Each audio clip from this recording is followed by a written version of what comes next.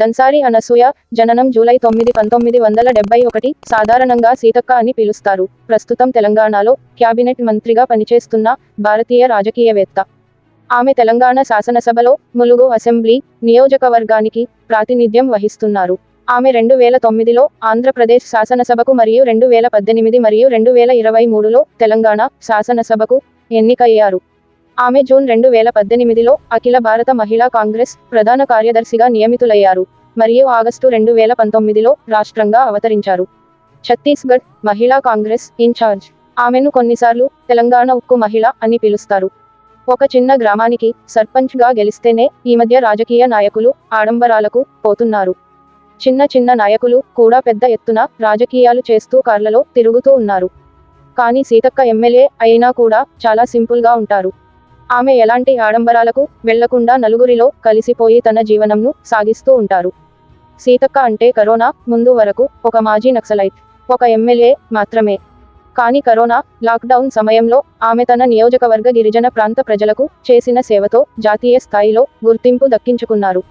అటవీ ప్రాంతంలో కనీసం 2 వీలర్ కూడా వెళ్లలేని మార్గంలో సీతక్క ప్రజలకు నిత్యావసర వస్తువులు ఆహారం ఇవ్వడం కోసం నడుచుకుంటూ వెళ్ళింది. ప్రభుత్వ అధికారులను వెంట బెట్టుకుని ఆకలితో ఉన్న వారికి అన్నం పెట్టేందుకు అడవి బాట పట్టారు. కరోనా సమయంలో గిరిజనులకు పట్టెడు అన్నం పెట్టి వారితో కలిసి భోజనం చేసిన ఏకైక ఎమ్మెల్యే అంటే సీతక్క అనడంలో సందేహం లేదు.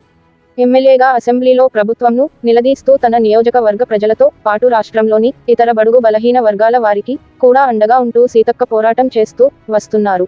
తెలుగు ప్రజల హృదయాల్లో నిలిచిపోయేలా ఎన్నో సేవా కార్యక్రమాలు చేసిన ఎమ్మెల్యే సీతక్క గురించి పూర్తి వివరాలను ఇప్పుడు తెలుసుకుందాం. 1971 జూలై 9న సమ్మక్క సమయ్య దంపతులకు వరంగల్ జిల్లా ములుగు మండలం జగ్గన్న పేట గ్రామంలో జన్మించారు దనసారి అనసూయ అలియాస్ సీతక్క. ఈమెకు ఒక అన్నయ్య ఉన్నాడు. సీతక్క అన్నయ్య పీపుల్స్ వార్ ఉద్యమంలో క్రియాశీలకంగా వ్యవహరించేవారు. ఒక పోలీసు ఎన్కౌంటర్లో అతడు చిన్న వయసులోనే మృతి చెందాడు. సీతక్క 7 సంవత్సరాల వయసులో విద్యాభ్యాసం మొదలు పెట్టారు. 7వ తరగతి నుండి ప్రభుత్వ బాలిక హాస్టల్లో సీతక్క ఉండి చదువుకున్నారు. హాస్టల్లో భోజనం సరిగా ఉండకపోవడంతో పాటు నెల ఇచ్చే ఉపకార వేతనం అయిన 10 రూపాయలను ఇవ్వకుండా వార్డెన్ తన వద్దే ఉంచుకునేవారు. అమ్మాయిలకు డ్రెస్లతో పాటు అన్ని విషయాల్లో కూడా అవినీతికి పాల్పడేవాడు. పురుగుల అన్నం పెడుతూ అమ్మాయిల ఆరోగ్యంతో ఆడుకుంటున్న వార్డెన్కు బుద్ధి చెప్పాలనే ఉద్దేశ్యంతో సీతక్క ఆందోళన మొదలు పెట్టింది. ఆ సమయంలో హాస్టల్ వార్డెన్పై స్నేహితురాళ్లతో కలిసి తిరగబడింది. చంద్రబాబు నాయుడు ప్రభుత్వం గిరిజనుల కోసం తీసుకువచ్చిన పథకాలు మరియు చేపట్టిన అభివృద్ధి కార్యక్రమాలు నచ్చి సీతక్క ఆ పార్టీలో జాయిన్ అవ్వాలని నిర్ణయించుకున్నారు. అదే సమయంలో తెలుగుదేశం పార్టీ అధినేత చంద్రబాబు నాయుడు గిరిజన ప్రాంతాల్లో గిరిజనులకే ఎమ్మెల్యే టికెట్ ఇస్తామని ప్రకటించారు. దాంతో ములుగు నియోజకవర్గం నుండి 1999లో తెలుగుదేశం పార్టీ తరపున పోటీ చేసేందుకు ప్రయత్నాలు చేసింది.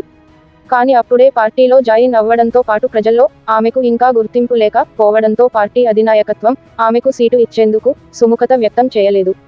అయినా కూడా తెలుగుదేశం పార్టీలోనే పనిచేస్తూ వచ్చింది సీతక్క. పార్టీ కోసం సీతక్క పాటుపడుతున్న విధానం అలాగే ములుగులో ఆమెకు ఉన్న పేరు ప్రతిష్టల నేపథ్యంలో 2004లో ఎమ్మెల్యే సీటును చంద్రబాబు నాయుడు ఇచ్చాడు. ఆ సమయంలో వైఎస్ రాజశేఖర్ రెడ్డి ప్రభంజనం కొనసాగింది. దాంతో కాంగ్రెస్ అభ్యర్థి పోదెం వీరయ్య గెలుపొందాడు. ములుగులో సీతక్కకు మంచి పేరు ఉన్నా కూడా ఎన్నికలకు తక్కువ సమయం ఉండటంతో ప్రచారంలో సీతక్క వెనుక పడటంతో పాటు తెలుగుదేశం పార్టీ పాలన మార్పును అప్పటి ఓటర్లు కోరుకున్నారు. సీఎంగా వైఎస్ రాజశేఖర్ రెడ్డిని చూడాలనే ఉద్దేశ్యంతో ములుగులో కూడా సీతక్కను చూడకుండా రాజశేఖర్ రెడ్డి కోసం కాంగ్రెస్కు ఓట్లు వేశారు. దాంతో మొదటిసారి ఎమ్మెల్యేగా పోటీ చేసి ఓడిపోయారు సీతక్క. మొదటి ఓటమితో కృంగి పోయిన సీతక్కను చంద్రబాబు నాయుడు పిలిపించుకుని మాట్లాడారు. ఓడిపోయినా కూడా జనాల్లోనే ఉంటూ జనాల కష్ట సుఖాలను తెలుసుకుంటూ వారికి అండగా ఉండాలని సూచించాడు. దాంతో సీతక్క ములుగులోనే ఉంటూ ప్రతి ఒక్క వర్గం ప్రజలతో మమేకం అయ్యేవారు. ఏ సమస్య వచ్చినా కూడా ఎమ్మెల్యే వద్దకు తీసుకు వెళ్లి పరిష్కారం కోరేవారు. అలా 5 ఏళ్లలో సీతక్కపై అక్కడి జనాల్లో బాగా పెరిగింది. కరోనా వైరస్ కట్టడి కోసం కేంద్రం దేశవ్యాప్తంగా లాక్డౌన్ను ప్రకటించింది. దీంతో ప్రజలంతా ఇళ్లకే పరిమితం కావాల్సి వస్తోంది. రోజుల తరబడి పనులు లేకపోవడంతో పేదలు ఇబ్బందులు ఎదుర్కొంటున్నారు. ప్రభుత్వాలు బియ్యం కొంత నగదు సాయం చేస్తున్నప్పటికీ అవి ఏ మూలకు సరిపోవడం లేదు. దీంతో స్థానిక ప్రజాప్రతినిధులే రంగంలోకి దిగి ప్రజలకు సాయం చేస్తున్నారు. బియ్యం, కూరగాయలు లాంటి నిత్యావసరాలను పేదలకు అందజేస్తూ వారికి కొంతలో కొంత ఉపశమనం కలిగిస్తున్నారు. కేసీఆర్ పిలుపుతో చాలా మంది ఎమ్మెల్యేలు తమ నియోజకవర్గాల్లోని పేదలను ఆదుకోవడానికి ముందుకొస్తున్నారు. కానీ ఎక్కువగా రోడ్ల వెంబడి ఉన్న ప్రాంతాలకే వీరి సాయం పరిమితం అవుతుందనే విమర్శలున్నాయి. కానీ ములుగు ఎమ్మెల్యే సీతక్క మాత్రం అడవుల్లో తిరుగుతూ, వాగులు వంకలు దాటుతూ, మారుమూల పల్లెల్లోని గిరిజన బిడ్డలకు నిత్యావసరాలను అందజేస్తున్నారు. ఒకప్పుడు నా చేతిలో తుపాకీ ఉండేది, ఇప్పుడు బియ్యం, కూరగాయలు ఉంటున్నాయని ఆమె ఆనందంగా చెబుతున్నారు.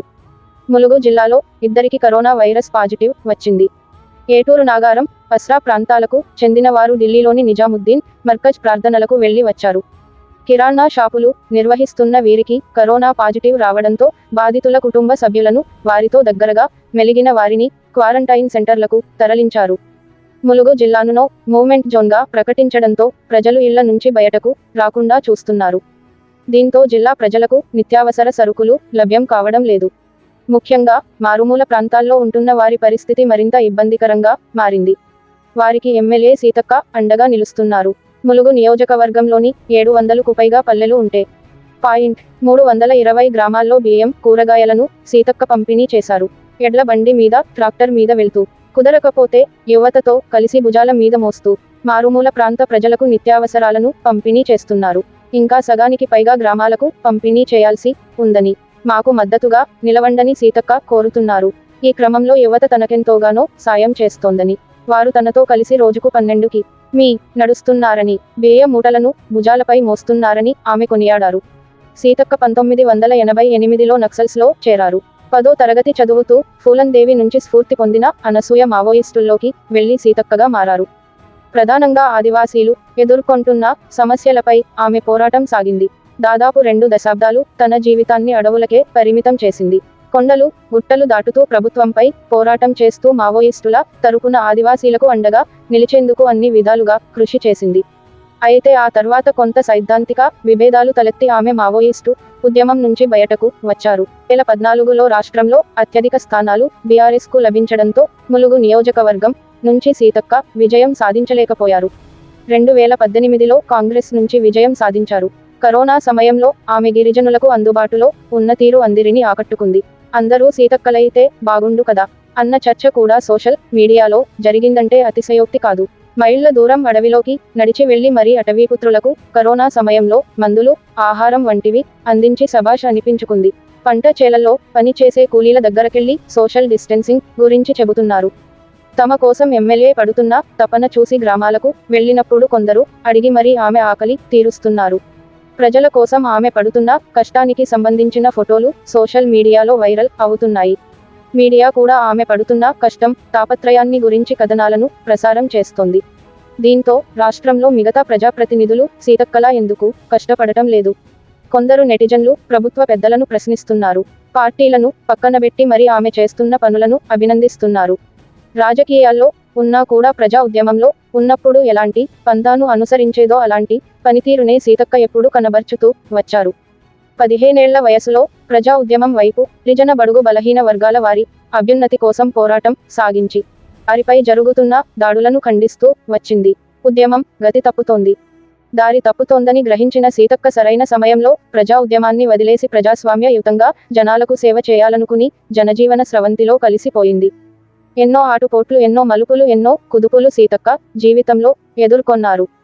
ప్రస్తుతం ఒంటరి మహిళగా జీవితాన్ని గడుపుతున్నా కూడా తన ప్రజల కోసం ఎప్పుడూ అండగా ఉంటూ వస్తున్నారు.